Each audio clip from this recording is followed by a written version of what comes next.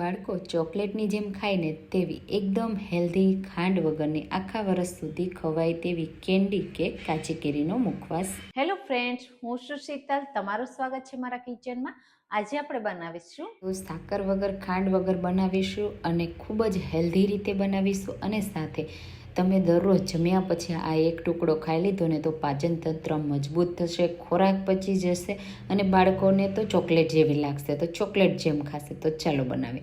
એના માટે આપણે લઈશું કાચી કેરી. તો મારી પાસે મોટી સાઈઝની છે અને વજનથી જોઈએ ને તો 600 ગ્રામ જેટલી કેરી છે.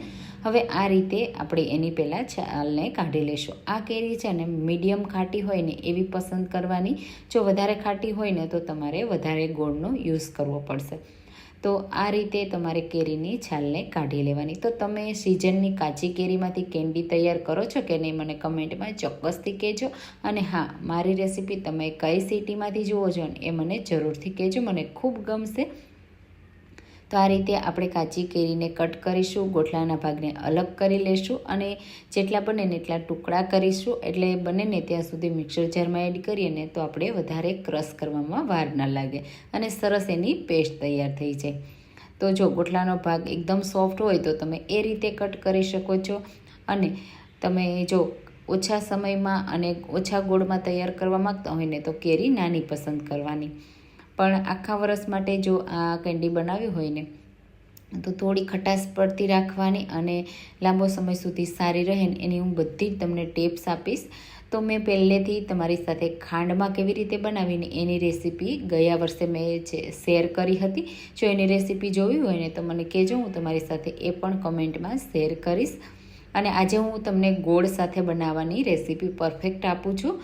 તો આ રીતે આખી બધી કેરી મેં કટ કરી લીધી. તો 2 કેરીમાંથી આટલા ટુકડા તૈયાર થયા. હવે આપણે એને મિક્સર જારમાં એડ કરીશું. તો મોટું મિક્સર જાર લેવાનું છે અને આ રીતે બધા ટુકડા એકસાથે એડ કરી દઈશું. કેરી કાચી હોય ને ત્યારે એમાં ભરપૂર માત્રામાં પાણીનો ભાગ રહેલો હોય છે.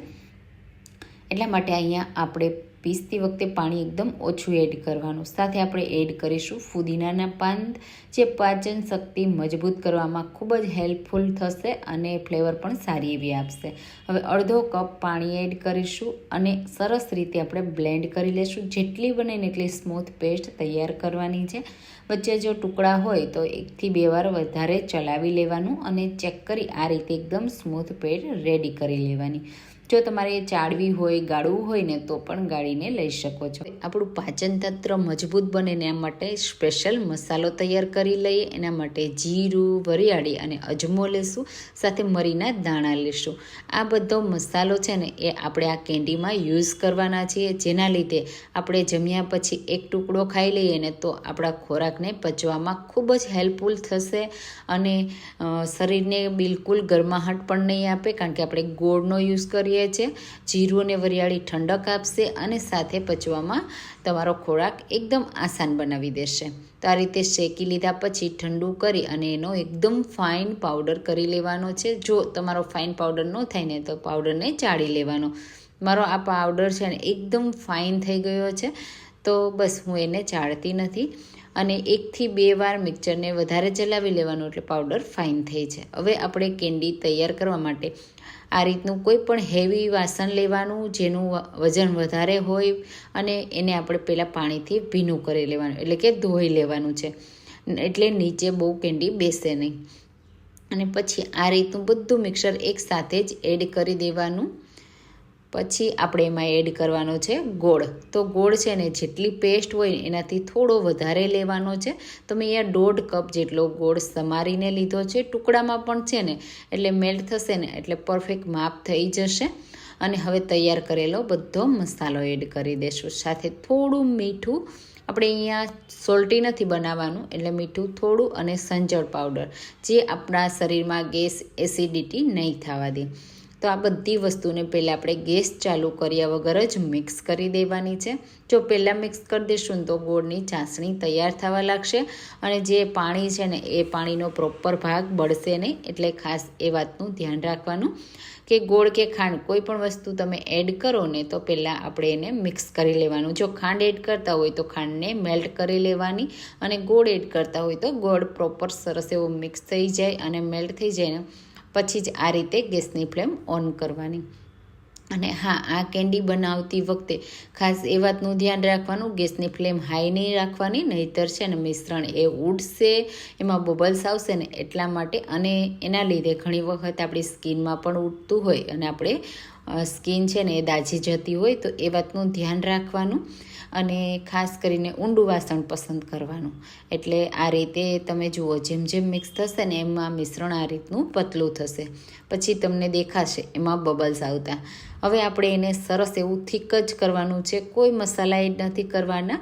એટલે જ્યારે આ રીતનું મિક્સ થઈ જાય ને એટલે પ્રોપર આપણે એને સતત ચલાવતા જ રહેવાનું છે. એટલે આ રીતનું મિશ્રણ રેડી થઈ જશે.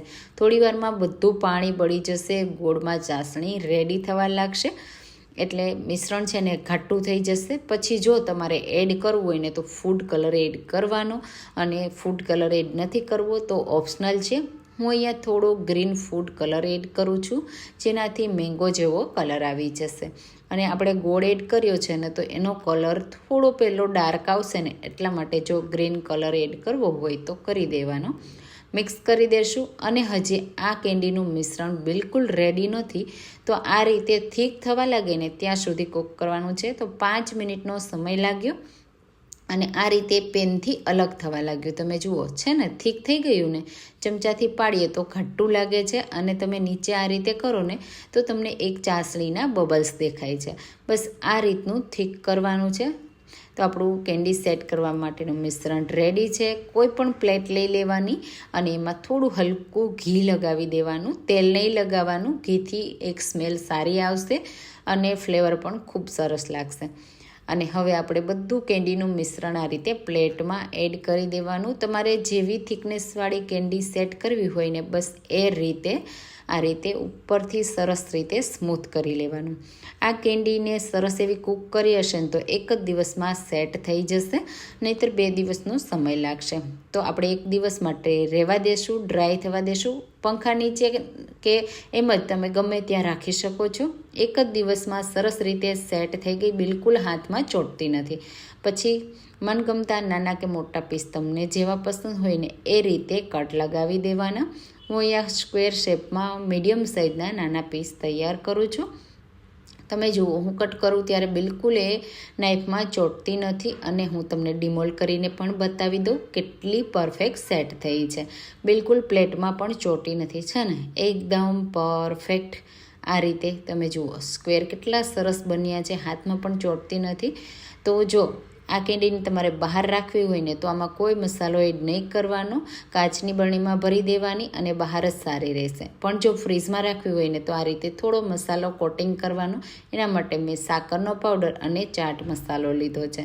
મિક્સ કરી અને પછી જે આપણે ટુકડા તૈયાર કર્યા છે ને કેન્ડીના એ એડ કરી દઈશું. કારણ કે જો સાકર એડ કરો ને તો તમે થોડી મેલ્ટ થશે. એટલા માટે આખા વર્ષ સુધી રાખવી હોય ને તો તમારે કોઈ કોટિંગ નહીં કરવાનું. અને પછી ચટપટી કેન્ડી આપણી રેડી થઈ જશે. આ રીતે કોટ કર્યા પછી આપણી આ કેન્ડીને ફ્રીઝમાં રાખી તમે 1 વર્ષ સુધી પણ સ્ટોર કરી શકો જો આ રીતનું કોટિંગ કરો તો. અને નહીંતર બહાર પણ 1 વર્ષ સુધી સારી રહેશે. તો તમને આવી ગોળવાળી મેંગો પાચન કેન્ડી તમને પસંદ આવી કે નહીં મને કમેન્ટમાં ચોક્કસથી કહેજો. અને મારી રેસીપી પસંદ આવી હોય ને તો લાઈક કરજો, શેર કરજો અને મારી ચેનલને સબસ્ક્રાઈબ કરજો, જેથી નવી નવી રેસીપીઓ દરરોજ મળતી રહે. તો તમે જુઓ કેટલી પરફેક્ટ બની છે. હું તોડીને પણ તમને બતાવી દઉં. અંદર સુધી એકદમ પરફેક્ટ છે, મોઢામાં જ મૂકતા પીગળી જાય તેવી છે. તો જરૂરથી ટ્રાય કરજો. Thank you for watching.